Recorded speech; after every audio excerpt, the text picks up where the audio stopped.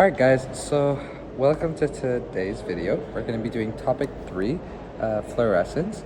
And I'm actually going to do this video a little bit differently. Instead of going through a booklet, which I find a lot of slides is not only repetitive but also just too long, I'm going to kind of take you through a little quick note about everything that's important. Okay?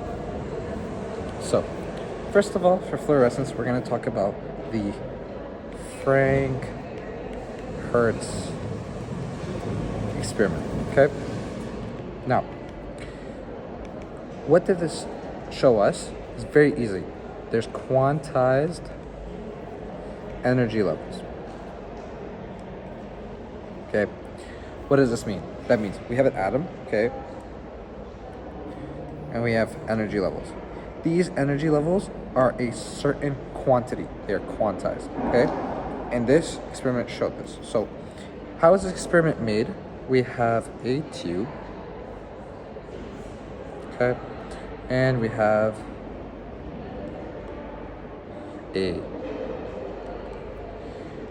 positive charge on the cathode, okay, and it's heated. We have the anode, which measures the current, okay? I don't think you're gonna have to draw this, but this is just for your own sake. We have a grid, okay? I'm gonna explain what that is, of negative 0.5 volts. We have a vacuum. And in here, we have mercury vapor. So, Hg, Hg, Hg, okay? And there's electrons here. Now, since this is positive to negative, the electrons are going to go to this direction, correct? That's perfect. But now let's do different types of voltages. So different types of heated voltages for the cathode tube. So we're going to do 2, 4.9, 8, 9.8 volts, okay? All of them are volts. What is this going to show us? We're going to measure the current at the end, okay, through the grid. So before I do that, the grid here, okay, is to show one thing and one thing only. If we have gas particles, they randomly go everywhere, right? Now, this grid is to show that only the electrons that we have the energy required to fill the current actually go and fill the current, right? So we don't just have current just because there's electrons. We want to measure how many electrons get taken up by the mercury and how many actually finish the current. How do we do this? I'm going to tell you a piece of information. Each mercury atom has an ionization energy of 4.9 volts. Okay, and I'm going to do this in different colors. So, first color is for 2 volts. The electron goes, bounces, bounces, bounces, bounces, gets to the grid. 2 minus 0.5, 1.5, it can complete the current, it makes its way there. Now, we have 4.9. So we said 4.9 is the amount of energy that it actually gets ionized with. Now this, what does that mean? It will go hit the mercury and it will get completely absorbed, okay? So it doesn't have enough energy to complete the grid. Okay, so I hope you guys understand. This is to show that there's quantized energy levels. How do we know this? Very simple. We alter the voltages that is used in the Frank Hertz experiment, so at the heated cathode, right, that hits the mercury. Either it has enough energy to ionize, either one or multiple, so that's why I was saying the 9.8. So 9.8 will ionize 1 and 2 mercury atoms and still will not have a good current because it will not go the full distance. It will not go against the grid. It doesn't have enough energy. And in the grid, we talked about is kind of like a negative potential difference that it does not want to go the other way. It will only overcome this grid if it has enough energy to do so. So any energy above 0.5. Now, we're going to show this in terms of a graph. I have a graph here. Okay, we have current and voltage. Okay? So this is like 2, 4.9, 9.8, 10. Okay, this is the current. So at 2, we know that the current is high. Why? Because it is not ionized. Therefore, it has enough energy to complete the transfer, go against the grid. But then at 4.9, it decreases. Then it, other way around. 4.9, it decreases, it goes up a little higher, then decreases, up a little higher, and decreases. Okay, so each point here is where it has enough energy to ionize the mercury atom, and each crest, or like the apex of this, is where it does not have enough energy to actually ionize the mercury atom, but it has a lot of energy, so it completes the circuit. Okay, let me just erase all this. Okay, so we understand the Frank Hertz experiment gives us quantized energy values. Okay, and how does this show?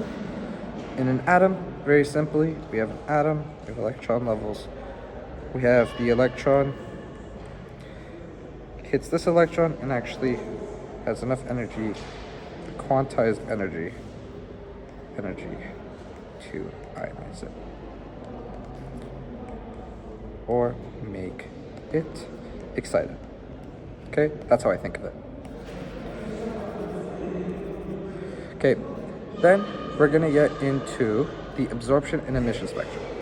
Absorption is a term that I'm sure a lot of people are familiar with, but it's also called the excitation. What does this mean? We have ground state and we have excited state. This is absorption. Then we have something called relaxation and emission. Okay, again, used interchangeably. Relaxation is from excited to the relaxed state. Okay, but you guys understand that, and they're for different spectrums. So we have the absorption spectrum and we have the emission spectrum. Okay, we have an atom here. Okay, and we shine light of all wavelengths. Okay, so all wavelengths, but it only emits maybe these guys. Okay, that means that the ones here and here were what? Were completely absorbed in the natural pure atom element, right? And this will be complementary. Okay, what does complementary mean? Complementary means that what it absorbs, if there's no energy loss, is what it will emit. So that it will emit these. Okay, so we have an absorption spectra. It's pretty much a long rectangle, and same thing for the emission spectra. I'm not going to draw this, but imagine these are colors that go from like the rainbow, okay? Rainbow. But in here, there's like bands. So we have here, here, here, okay? These bands are going to be blacked out. And what are they going to cause? These blacked out bands means that is the color that it absorbs. That is the quantized energy. So if we know the wavelength, we can calculate the energy required to do this excitation. Okay, so again, going back to the quantized energy that Frank Hertz taught us, we can find the absorption spectrum. And these black bands, okay, for emission spectra, well actually all of this will be black. Sorry. This entire thing will be black, except for the same bands that it will emit. So the same colors that it will emit. Okay? Now, what does this mean? That means that for pure elements, these spectrums are kind of like fingerprints. We are able to find, for example, if I were to give the absorption spectrum or the emission spectrum of hydrogen, we will be able to tell that this is for the hydrogen, right? They're discrete, right? What does discrete mean? They're not continuous. It's not like it can absorb anything. But here's the catch. For molecules, for example, we have a molecule. We have in an atom, we have energy level 1, energy level 2, and so on. In a molecule, we have energy level 1, maybe for the other atom, energy level 1 is here, there's vibrational, then like it goes on, same thing, right? What does this mean? For the pure element, electrons can only exist here, okay? But for the molecule, it can exist in vibrational energy states, and we're going to get into what all that means, okay?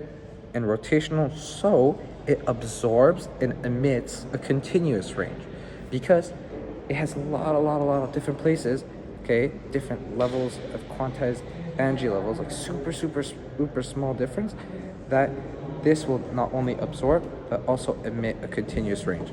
So if we were to draw the absorption spectra for a pure element, okay, not a molecule, we'd have lines like this, either emitting or absorption, right? But for the molecule, it kind of be like a spectrum like this, right?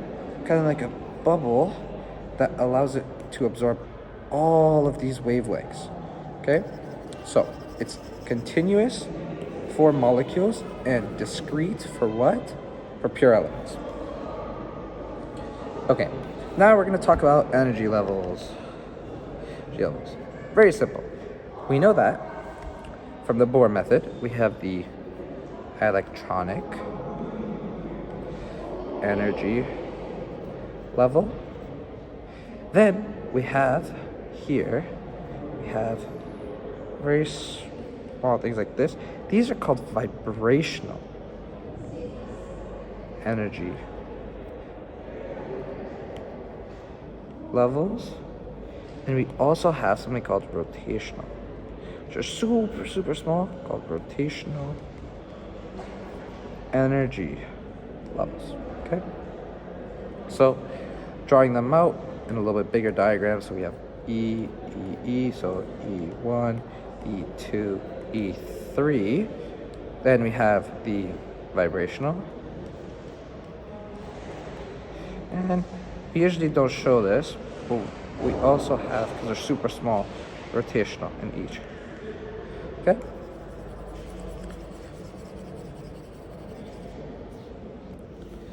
Alright, so again, as I said, the absorption line spectra of an atom, okay, if we have intensity over lambda, okay, so this is wavelength of absorption and the intensity, will look something like this, one discrete line, okay, at different intensities. But for a molecule, it will look something like this. It'll be a range. So, continuous. Okay?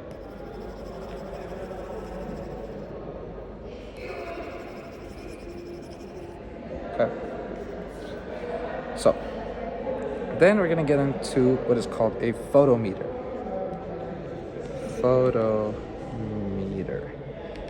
What is a photometer? Very simple. A photo, right? It measures the intensity of light. Okay? That's all. And how does it do this? Using the amount of transmitted intensity. Right? So it can also measure the absorbance and stuff like that. How is this made? Very simple. You have light, goes into, say, filter,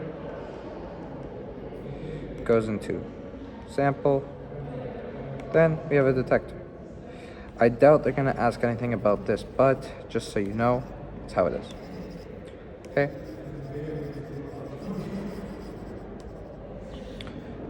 Then we have something called a fluorometer. And as the name suggests, it measures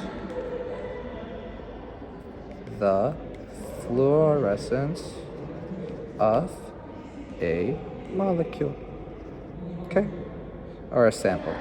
Let's just say. Okay? So, that's that. And how does this set up? We have light, goes into excitation filter, then hits the sample where light is given everywhere. Okay. Sorry. Okay, and we have the emission filter,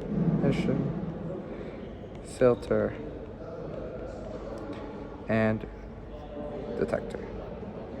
Okay, you're gonna notice that this is very, very, very simple, and it's also very, very related to the fluorescence microscope. Okay, just like how a fluorometer detects it, instead of that, we have an ocular lens on the opposite way and a filter. Okay, we're gonna talk about it. Don't worry about it.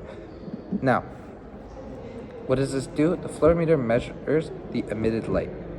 Okay, and it is placed. Main thing is it is placed perpendicularly. Oh, sorry. 1 second.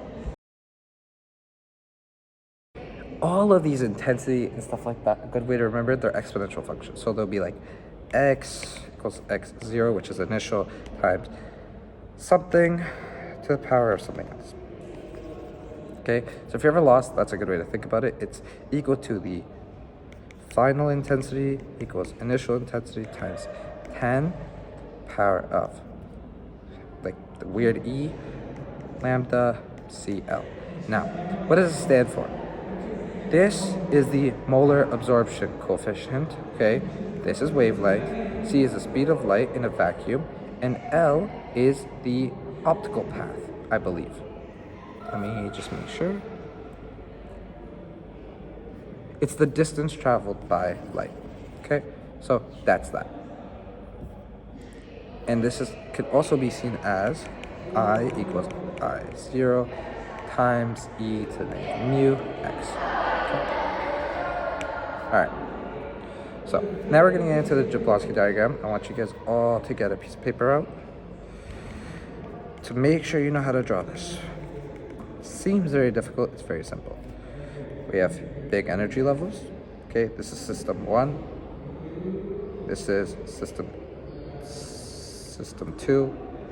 Okay, this increases energy. Okay, singlet 1, singlet 2, singlet 3, T1, T2. Okay.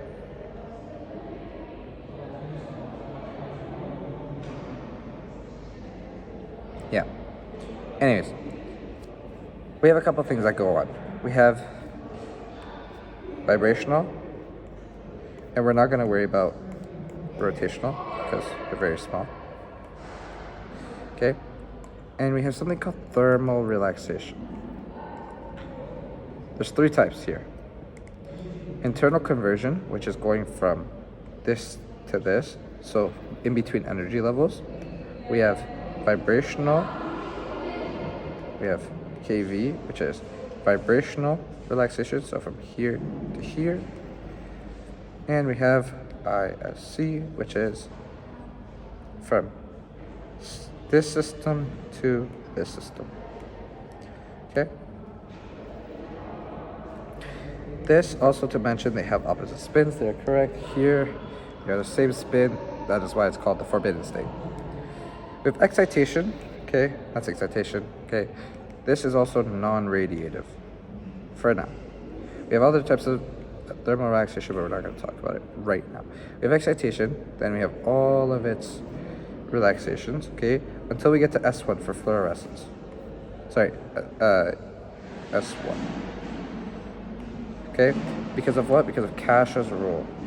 So it states that to be fluorescent, you have to be relaxing from the lowest singlet state, which is S1.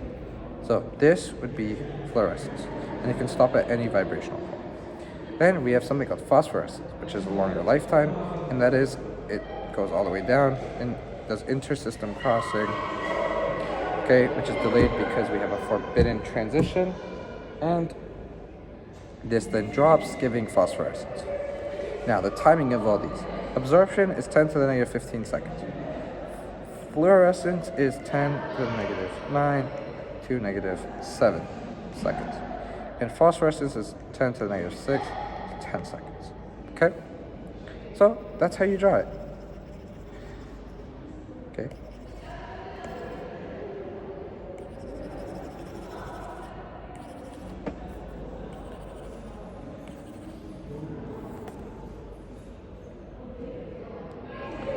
Okay, another thing is that this might come up. It's called a magnetic moment.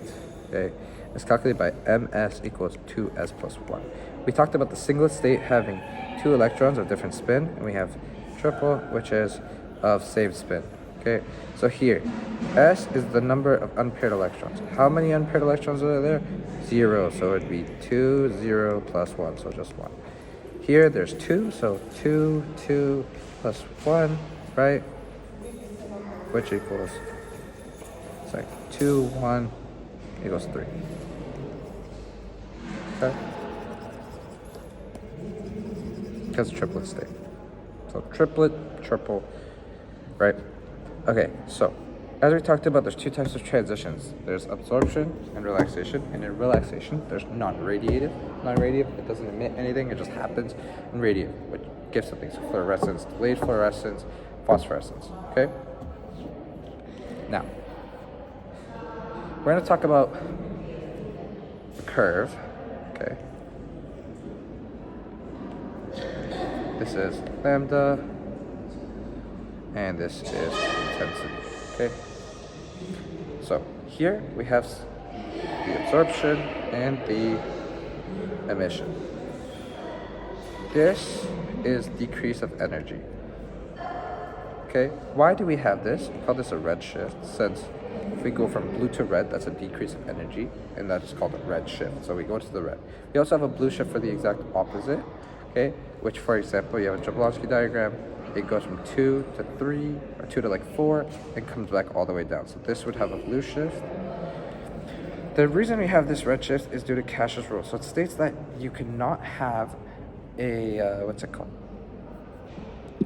You can only have fluorescence, okay, if you are dropping down from the lowest energy singlet state. So it has to do thermal relaxation, lose energy, then emit this.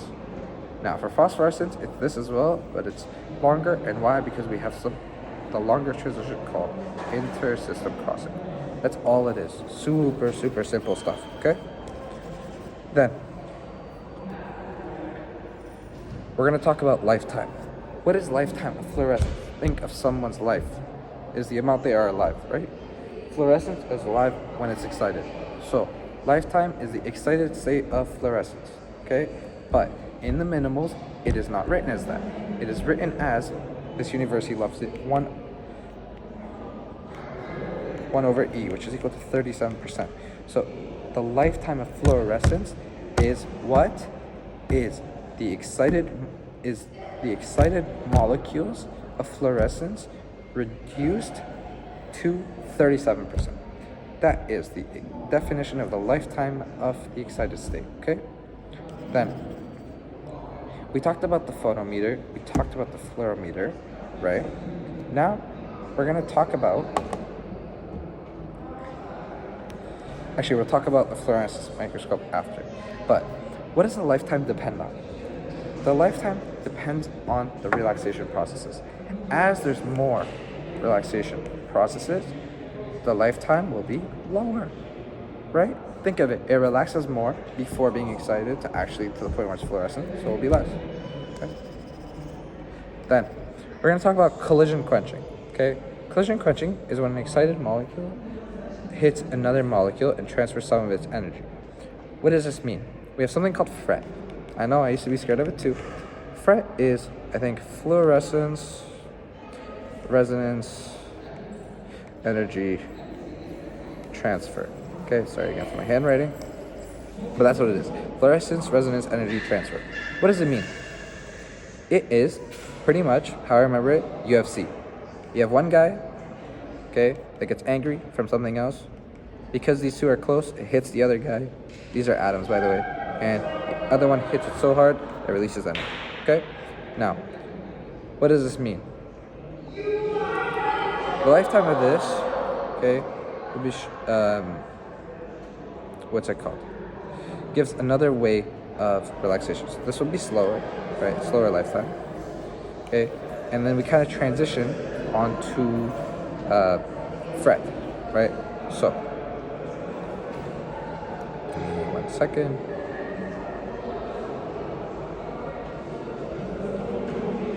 Right. So we have a couple of fluorescence molecules, okay, amino acids, that are very good fluorescent molecules. How I remember this? Tree. Okay. Tryptophan, phenylamine, and tryptophan. If you see like amino acids that are good at being fluorescents, you just put that. We have also something called green fluorescent.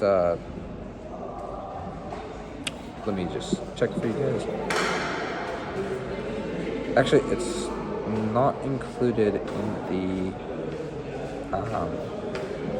Just make sure. Yeah, I don't see it here on the notes actually, so I don't think it's important.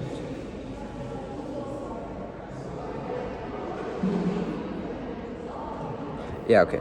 But the main point where I was trying to go with this is we have something called exogenous fluorophores and endogenous fluorophores. What you need to understand about these is exogenous means outside and endo means inside. So endo dyes are dyes that already exist. They are autofluorescent, or certain molecules that have them, right? And then we have something called immunofluorescence, right? Immunofluorescence is kind of like the application of fluorescence of a fluorophore, right? So what does it mean? It kind of conjugates the antibody, right? So some fluorescent dyes study the membrane, right? Potential. So we have a couple applications of fluorescence. So let's state them because they're in the middle. We can check intracellular pH. Intracellular pH. We can check intracellular calcium level,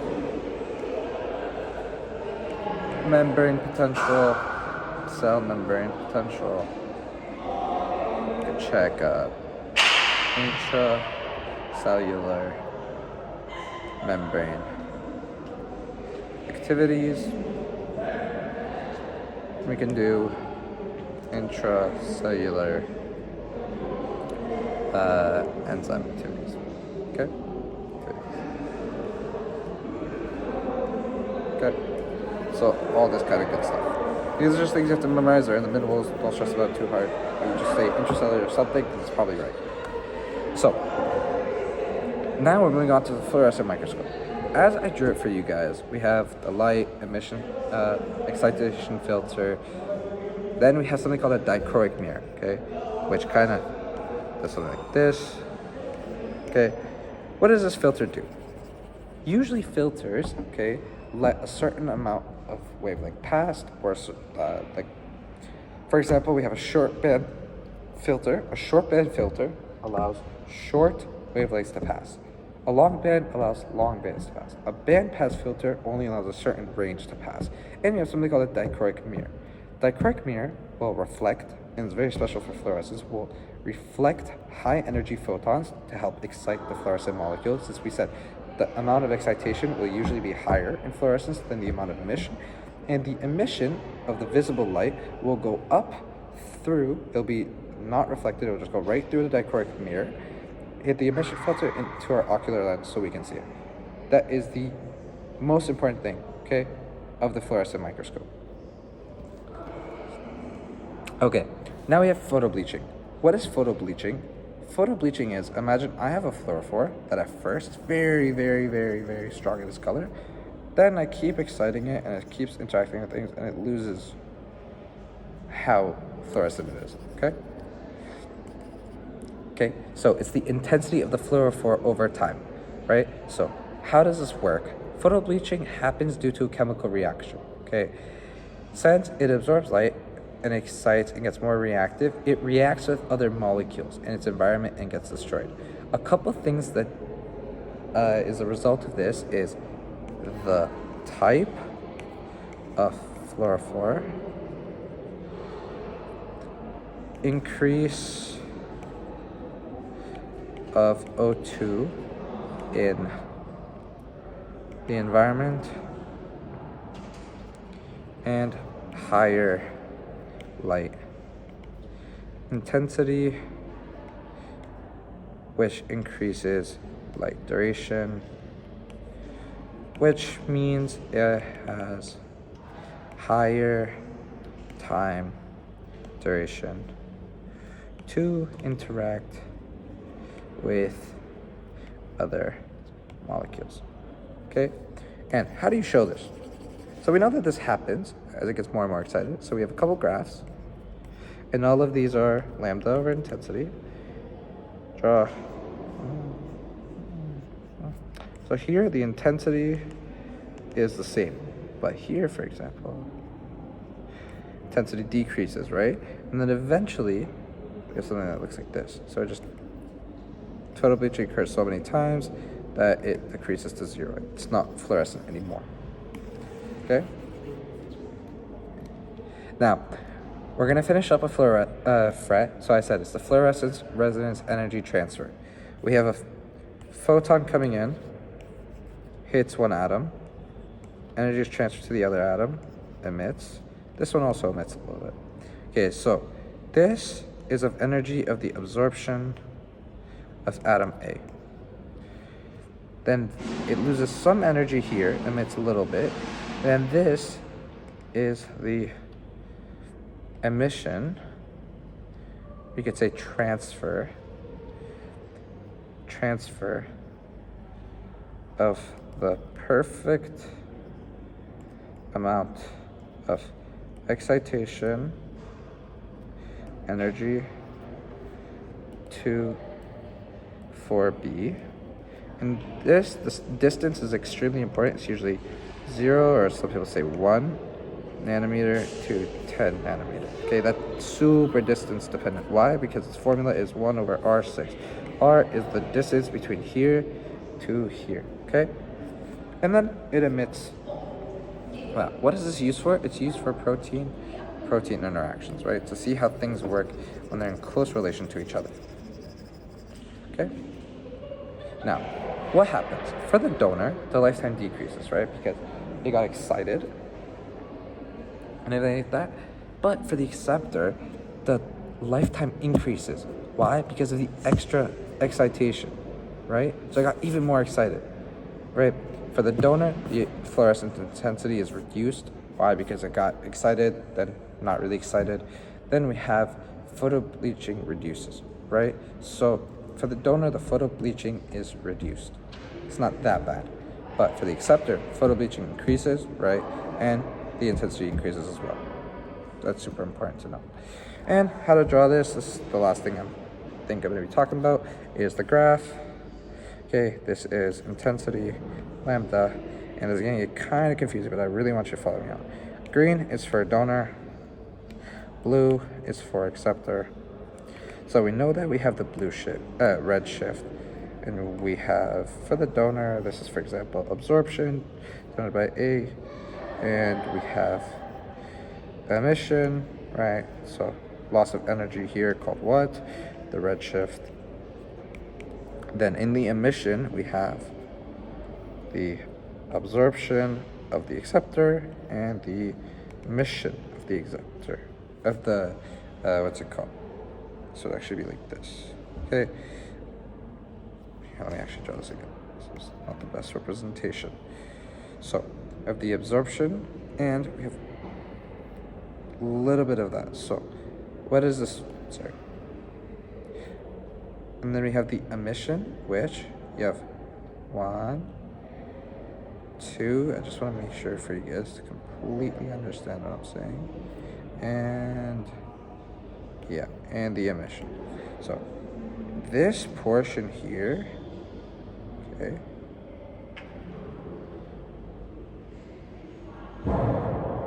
okay, This is what is being absorbed by the acceptor, okay, which then will be emitted, right? So this portion would be the one that's being emitted. That's pretty much it. So what that's trying to show you in simpler terms is you have two people in a boxing match, okay? One guy, they're super close. They hit each other. Once they hit each other, the other one gets a little cheese, heat goes off, or fluorescence, or whatever, goes off. Then, because they're so close, this guy wants that energy, hits this guy. This guy now is absorbed, right? And it is perfect quantized energy for its absorption. As it's absorbed, it will emit through the energy that is given to it. That deal. So fret is, imagine, protein, they absorb the same wavelength. Not the same, but very similar. They're very close to each other. They can kind of interchange their energy, and then you can monitor their fluorescence through these protein interactions. And that's pretty much all of fluorescence that's important.